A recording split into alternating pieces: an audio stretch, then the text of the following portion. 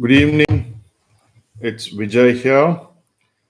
Today is 13th October 2024, Sunday, 7:30.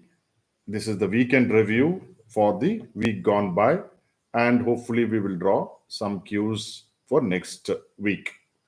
So, what happened last week was what I would call a classic topsy-turvy market.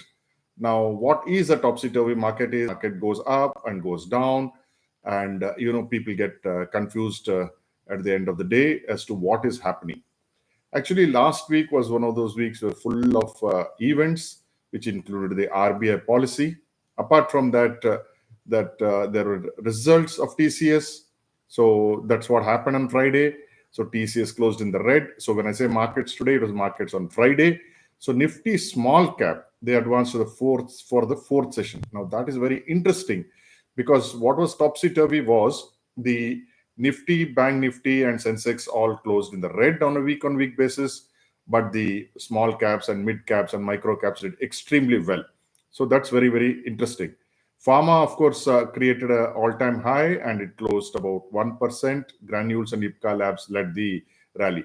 Metals advanced because there was some talk of a press conference on Saturday by the Chinese finance ministry. So people bought into metals. Uh, and IT closed in the green despite TCS's or not, I would say, not so good results. Realty declined. Bank, of course, did poorly because ICICI Bank and even HDFC Bank didn't do too well. PSU Bank index also closed in the negative because of Bank of Baroda, SBI, Canara Bank. None of them did anything good. Nifty Auto, which was going up because of the Hyundai uh, IPO this week, I mean the following week. So that also some profit booking was there before the IPO started. On a Friday, FIs and DIs have this is what has happened. FIs sold about 4,000 and odd crores. DIs sold 3,730 crores. Now the interesting point here, this month they have sold I think 56,000 crores, 58,000 crores. The last time they sold 58,000 crores was in June 2022 when the Nifty and the entire market bottomed out. Prior to that was 54,000 crores, which was on May 2022. So May and June of 2022, they sold heavily. The market men were confounded by the magnitude of selling, and the markets actually bottomed out. So in many ways, FIs are contrarian indicators when they sell heavily. Prior to that, the real record was in March 2020 when FIs sold 66,000 crores. If you look at in terms of what the market capitalization then was, the Nifty, for instance, was about 8,000 to 10 to 11,000. We are now sitting at 25,000. So that would have been equivalent to about selling lakh and 30,000 crores. They sold about 66,000 crores at that point of time. In fact, much more than that. In fact, you can say about 2 lakh crores equivalent because the Nifty was around between 7,500 at the lowest level to about 11,000 when March started in 2020. So again, that time too, it was the mother of all bottoms, and they invariably happen to sell at when there is, or when they sell, the prices come down significantly. So this week, what happened? Nifty declined for the second week in a row. Nifty mid cap closed in the green. As I said, it was very strong. Small cap, which was for three session losing streak, it went up and closed good on Friday. Nifty Auto was up 1.5%, though on Friday did not do too well. Nifty Pharma did a record high, and Nifty Realty also closed in the green. IT closed in the green, as we mentioned. FMCG was surprisingly the worst hit with ITC, one of the major losers. It fell below 500 after a very long time. It closed, in fact, it fell below 490 also. So that is worrying.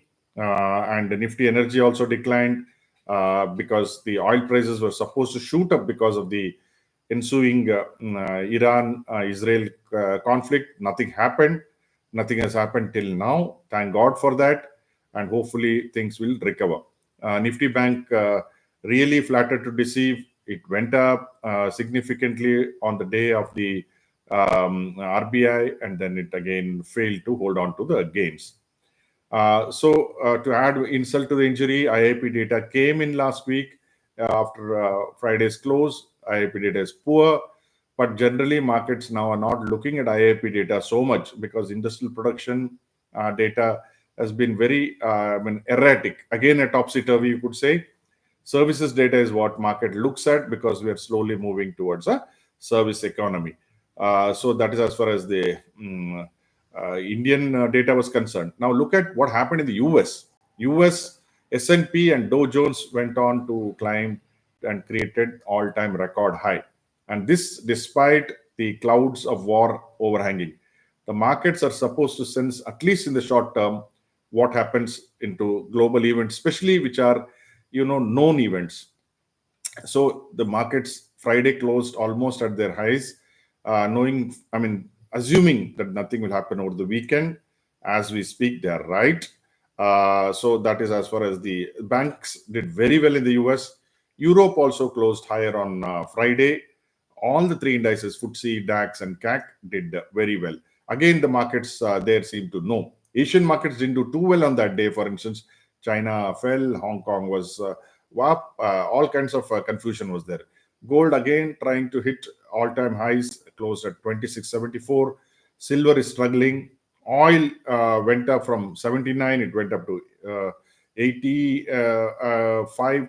Sorry, what was that? So, up to above 79, it closed, but it was 8% month on month. But I think it has just eased off a little bit from those highs.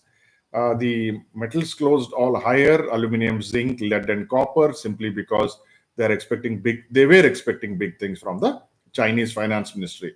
Now, Chinese finance ministry press conference happened on Saturday, and it was a damp squib by all practical purposes, because I think the decision in terms of the money which is going to be put into the system will probably be taken end of this month or early next month in the Congress, Chinese Congress.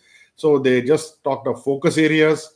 They talked of local government debts, which are highly indebted, the local governments. They said we will clean up the books there and take care of housing. Housing is the biggest thing in China, not stock markets. So how are the investors reading it? They're saying no concrete measures are there. So tomorrow you may see some sell-off in both Hong Kong and Chinese markets. Then didn't unveil any fresh stimulus. Markets were expecting something like that, but that didn't happen. And then they gave a clearer steer on where the policy focus will be in the coming months, which is on housing and on the state government finances. The other global news which may affect the Chinese market was they will regulate futures trading activities, which means no speculation or less of speculation, which means it will have an impact on the movement of the stock prices. So they are talking of opening up government bonds and futures to foreign investors. We have yet to see what will be the contours of that. This week is going to be very, very hectic. Monday, we open with corporate results again with Reliance, and then you have HDFC Bank. You have Wipro during the week. Wipro has announced that they will talk of bonus in their upcoming board meeting. So that is, and then you have wholesale prices and CPI on 14th, trade data is on 15th, and retail data on 17th. So CPI may be interesting. CPI will be higher because that is what the governor said, and that was one of the reasons why they did not reduce interest rates. And CPI in US, which is also very important, will come on October 16th, but that is expected to be flat. China, PPI and CPI will come. Then you're talking of some more stimulus may be expected, is what the market feels. I really don't know. Japan again on 14th it's closed, but CPI is due on 18th. Eurozone, that is where the action is going to be. ECB is going to cut rates on October 17th, which is very surprising because ECB was the first of the block. They cut September, and they had said that they will not look at October cut, they'll look only at December cut, but now they are saying that they'll cut. Now just look at what is happening. You had September, the US Fed, people were talking of a 25 basis point. They got a 50 basis points, and they're expecting a 25 basis points in November and December. Eurozone, They were expecting no cut in October. Now you've got another 25 basis point. So this is the kind of money which is going to flood the system, with China also reducing interest rates, Japan not increasing rates, excepting Australia and India, everybody is on a cutting spree. So all that money will sooner or later come to India, may not be through the traditional FIIs, but that will come into India because globally liquidity is sloshing, and India will be the beneficiary. It is a question of wait and watch. IPO, Hyundai IPO is there. So that is what will, look at what the markets will do. We'll look at Hyundai IPO. That's a big IPO, the biggest IPO, 25,000 crores. So I think it'll get oversubscribed because the anchor investors book is already oversubscribed. HCL Tech and RIL is there, both of them very big companies and which can move the sectors. HCL Tech on the IT. Now, HCL Tech has generally given good results, so I'm expecting good results to come out of HCL Tech. Nobody can decipher what RIL results are, so we have to just go by whatever the management says. Right now, Reliance is highly oversold, so one may expect a pop on Tuesday morning, if not tomorrow, because the results will come in after the markets. You have Bajaj Auto is coming on 16th, HDFC Life Insurance is coming on 15th, and on 17th, you've got Nestle, in Wipro, Infosys, and Axis Bank.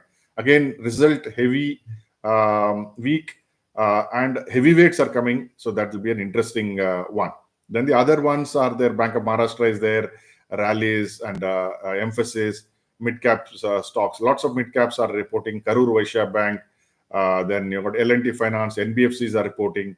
So all kinds of mid-caps also will be reporting their results on that day, in this week. So all in all, what we are seeing, it's going to be a result-heavy market, and news-heavy market, and that should, augur, that will create more of, what shall I say, the volatility. Whereas Indian market has been, I would say, almost one of the worst performing market this week. So hopefully we will do well next week. What I am looking at it is again looking at pharma, looking at banks, and looking at IT. We were very heavily bullish on Bandhan Bank, and Bandhan Bank was the star performer on Friday. I think this is just the beginning of a turnaround, and it will take time. If you have patience, I think Bandhan Bank will do very well. I am not a SEBI registered advisor. Please note, whatever stocks I am having in our portfolio, I'm only talking about that. We are long across the board in Bandhan Bank. We are long in gold and silver. I think gold and silver, we may see a breakout this week. I won't be surprised if you see a breakout. And pharma, other stocks should do well, I suspect. And Reliance will lead the markets up or down. Right now, every analyst of note is bearish on the market. People are expecting anywhere between 21,300 breaking, which was what we saw on June 4th. And generally, most people are thinking we will see 24,000, even the most bullish of the analysts. Why? Because FIs continue to sell.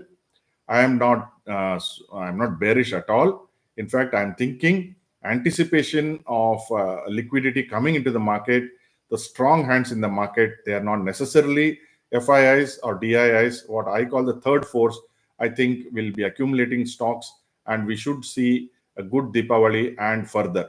So I'm doing what I call BTFD, which is buy today for Deepavali, and I hope that my strategy will work out. So what I am mentioning here is very different from what the general media, mainstream media, as well as the financial media is talking about. Everybody is cautious to bearish. In fact, some of them are extremely bearish, as I mentioned.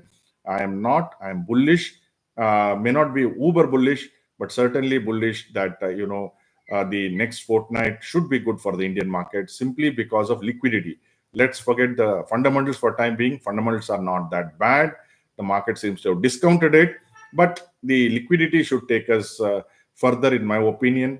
So I do not want to think negative on the market. I don't want to think negative on any sector, even though steel and metal sector may struggle next week because there is a disappointment as far as the as far as the China's finance ministry is concerned. So I will go with optimism. not just because it is good to go with optimism. I think it is right to go with optimism because of the liquidity overhang which is going to hit the whole world, with ECB also reducing interest rates, and they will talk dovish. So that will percolate. I again repeat, it will percolate, and therefore we should see Indian market also being stabilized, if not shooting up. Please note, I repeat, I'm not a SEBI registered advisor, but if you like this kind of contrarian thinking, please like, share, and subscribe. We have subscribed. We have already reached 1,000 and odd. Small numbers vis-a-vis the big guys, but for us, we're looking at quality subscribers. So if you think you are a quality viewer, kindly subscribe. It will help us bring in more and more interesting information over the next few days, weeks, months, and years. Thank you very much for joining.